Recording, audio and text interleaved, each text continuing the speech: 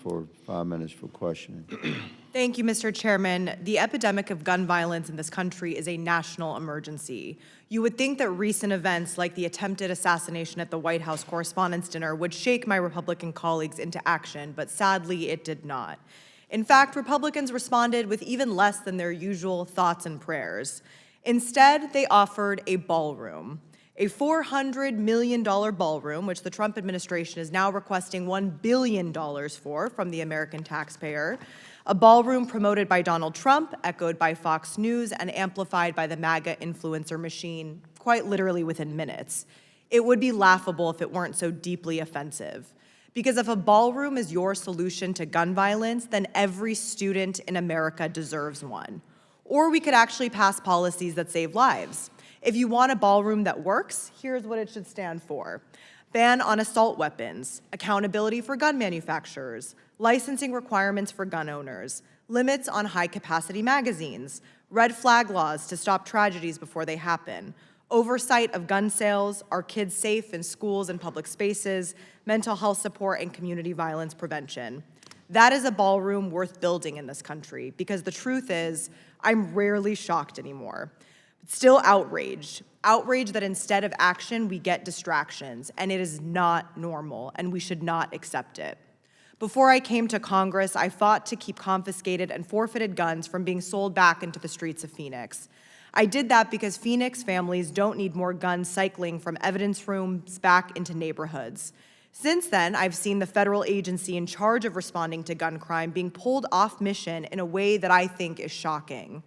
Director Sakata, yes or no, ATF's core public safety mission is not mass deportation. It is reducing violent gun crimes, tracing crime guns, and dismantling illegal firearms and trafficking networks. Is that correct? To be clear, yes, ma'am, our focus is violent crime. And reportedly, about 80% of ATF's roughly 2,500 agents have been ordered to take on some sort of immigration enforcement task. Yes or no, does that number sound right to you, Director? It's wrong. It's wrong, okay. During the failed Minnesota immigration blitz that resulted in the murders of Alex Preddy and Renee Good, new federal gun and drug prosecution fell from 77 cases to 8 cases compared with the same months a year earlier, which is absolutely unacceptable. Yes or no, when ATF special agents are assigned to immigration enforcement, this replaces their otherwise full-time responsibilities to develop crime gun leads, work trafficking cases, or support local violent crime task forces? No, because we have no one reassigned to Title VIII enforcement. Not one person is reassigned. Not one person has been So the reassigned. report of 80% is absolutely false. That report is the Cato Institute, and not only is it completely wrong, it's given multiple numbers. I don't even have 2,500 agents, first of all. That's number one, including me. I'm still an ATF agent. I know how many agents are assigned to immigration enforcement. At max, we were asked to have 300 people available per day from the inception of Title VIII enforcement, and at max, when I testified at my confirmation hearing, we were at approximately 75 people a day. We are currently at 42 people a day.